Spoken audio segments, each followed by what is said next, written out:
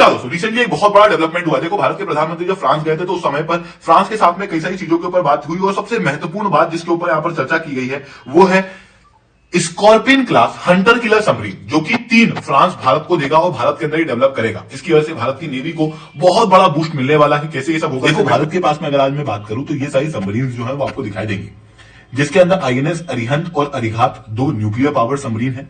6 submarine जो है वो एकदम रिसेंटली बनी हुई है, ये फ्रांस के द्वारा ही बनाई थी। स्कॉर्पियन क्लास सबमरीन है ये, और इनमें से एक वगशीर बाकी है। उसके अलावा 5 सबमरीन जो है वो ऑलरेडी डिलीवर हो चुकी है, और फ्रांस जो है वो अभी नई 3 सबमरीन की बात कर रहा है ना, वो भी इसी के अंदर एक एक्सटेंशन होगा। इसके अलावा शिशु कुमार क्लास और सिंधुघुश क्लास सबमरीन जो है वो काफी पुरानी है, नई नहीं है। ऐसी कंडीशन में ये रिटायरमेंट की स्थिति पे आती हुई दिखाई दे रही है। अब देखो, मिनिस्ट्री ऑफ डिफेंस का जो प्लान था 1999 के अंदर वो ये था कि अगले 30 सालों के अंदर अंदर 24 सबमरीन जो है वो इंडिया के अंदर हम लोगों को बनानी होगी।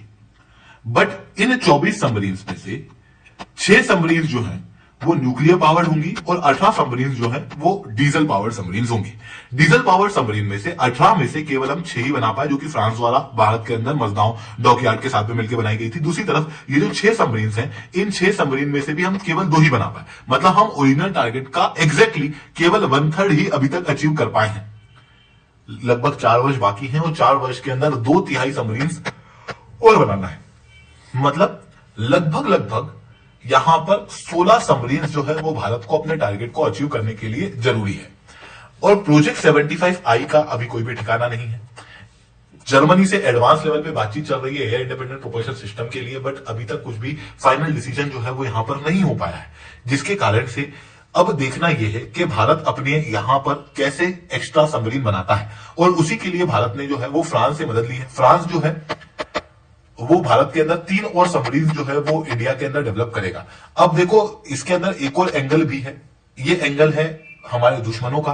देखो, पाकिस्तान और चाइना के पास में ऑलरेडी एडवांस सबमरीन आ चुकी हैं। चाइना के पास में 66 सबमरीन है, और पाकिस्तान के पास में चाइना जो है वो 8 सबमरीन पहले से है और 8 और देने वाला है। इसके अंदर से 4 न्यूक्लियर पावर सबमरीन होने वाली है। इसके अलावा हंगोर क्लास सबमरीन भी पाकिस्तान को मिलने वाली है। बेसिकली हंगोर क्लास सबमरीन जो है वो चाइना की ही S-26 चाइना की युआन क्लास सबमरीन है, जिसके अंदर ये S-26 वेरिएंट के अंदर आती है।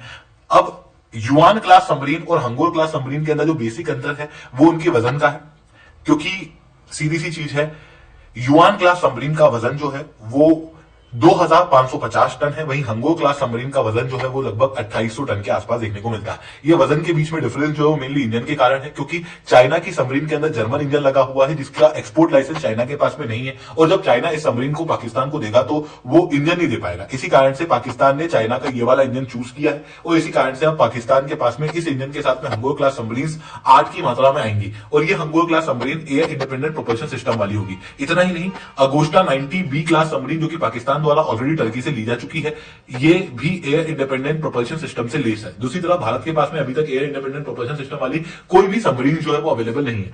वहीं तीसरी तरफ पाकिस्तान के पास में न्यूक्लियर पावर सबमरीन भी आ रही हैं, जो कि क्लियरली दर्शाता है कि भारत को अब अर्जेंसी है कि हम लोगों को नई सबमरीन खरीदना चाहिए, नई सबमरीन भारत के अंदर बनाना चाहिए। और जब नई सबमरीन को बनाने की बात आती है तो हम जर्मनी और फ्रांस की तरफ देख रहे हैं। जर्मनी से हम एयर इंडिपेंडेंट प्रोपल्शन सिस्टम वाली सबमरीन जो है प्रोजेक्ट 75I के तहत बनवाएंगे। वहीं दूसरी तरफ फ्रांस, जिसने ऑलरेडी हम लोगों को रफाल और 6 nuclear powered diesel power submarine जो है वो सप्लाई की हुई है, वो तीनों सबमरीन जो है भारत के अंदर मैन्युफैक्चर करेगा। अब यहां पर जो सबमरीन की बात कर रहा हूं, ये सबमरीन अलग अलग प्रकार की होती हैं। एक प्रकार की होती है डीजल पावर, दूसरी होती है न्यूक्लियर पावर। डिपेंड करता है कि फ्यूल कौन सा यूज हो रहा है। अगर सबमरीन को चलाने के लिए डीजल यूज हो रहा है तो डीजल पावर्ड है, और न्यूक्लियर फ्यूल यूज हो रहा है तो न्यूक्लियर पावर्ड है।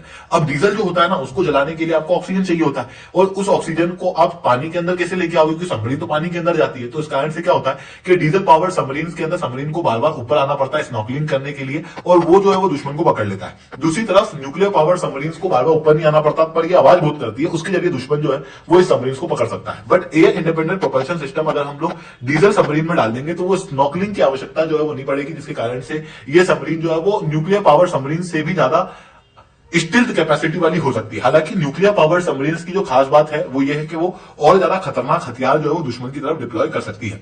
इसी कारण से भारत जो है वो काफी समय से न्यूक्लियर पावर्ड सबमरीन के अलावा एयर इंडिपेंडेंट प्रोपल्शन सिस्टम भी हमारी सबमरीन के अंदर डालने का प्रयास कर रहा था, क्योंकि पाकिस्तान के पास में ऑलरेडी ये सिस्टम आ चुका है, पर भारत के पास में अभी तक ये सिस्टम जो है वो अवेलेबल नहीं है। ऐसी कंडीशन में प्रयास ही किया जा रहा था कि कलवारी क्लास सबमरीन को दो भागों के अंदर तोड़ के उसके अंदर हम लोग एयर इंडिपेंडेंट प्रोपल्शन सिस्टम लगा दें। बट इसकी वजह से दिक्कत ये होगी कि बीच से तोड़ने की वजह से कलवारी क्लास सबमरीन की साइज बढ़ जाएगी और ऑपरेशन कैपेसिटी जो है वो ओवरऑल रूप से कम हो जाएगी, जो कि सीधी सी चीज हम लोगों को नहीं चाहिए। और इस वजह से इस प्लान को अभी एग्जीक्यूट तो किया जा रहा है, पर इस प्लान का एग्जैक्ट भविष्य क्या है वो फिक्स पता नहीं है। आई होप ये सारी बातें आपको समझ में आई होगी। लेक्चर अच्छा लगा तो लाइक करना, लेक्चर बहुत अच्छा लगा नीचे साइड कमेंट करना। लेक्चर के खत्म होने से पहले एक सवाल मैं आप लोगों से पूछना चाहता हूं कि रिसेंटली किस स्टेट गवर्नमेंट ने न्यू डिजिटल पॉलिसी लॉन्च की? आपके ऑप्शन है बिहार, हरियाणा, उत्तर प्रदेश, ओडिशा। सही जवाब नीचे कमेंट के अंदर दोगे। जो सही जवाब देगा ना उसके कमेंट के ऊपर मैं